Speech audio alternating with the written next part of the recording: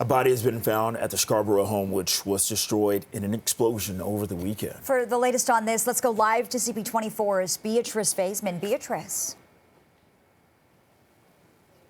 Lena, we just got an update from the Ontario Fire Marshal John Pegg, along with the Toronto Fire Chief Matthew Pegg, here at the scene of this explosion on Kitchener Avenue. Let me show you what the scene looks like right now, because there's actually not that much going on. And the reason being, as you mentioned, a body was found in the debris of this home around 9:30 this morning. This is an explosion and fire that happened Sunday around 11:30, and it took nearly 2 days, Lena and Bakari, to recover the remains of this person. It's a person who police and fire believe was the sole occupant of the home, a man in his 60s who had been unaccounted for since Sunday.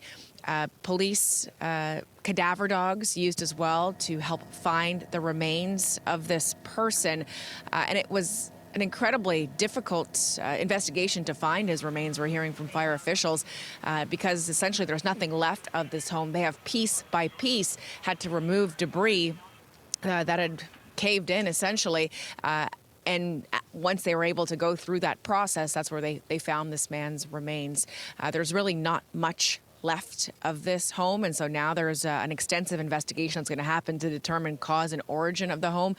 Fire Chief Matthew Pegg says it's going to be a very methodical process. They're going to be bringing in all kinds of heavy equipment, machinery to do that, but that all won't happen, Lena and Bakari, until the coroner actually makes their way here to the scene to remove this man's remains and then to essentially take them for investigation as well. I also want to mention that police were called here just 3 weeks ago at the end of October.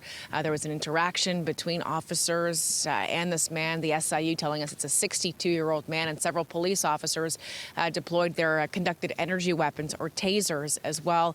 The man was then taken to hospital after complaining from some pain, and that's why the SIU kicked in its investigation as well. But here at the scene of the fire and explosion, investigators trying to determine what caused it. They haven't ruled out a natural gas explosion, but they said they went underground to see if any natural gas was trapped, and they did not find that to be the case. So they'll be here at least, they say, until Friday, possibly through the weekend. Back to you. All right, Beatrice Faisman working on this story for us. Thank you, Beatrice.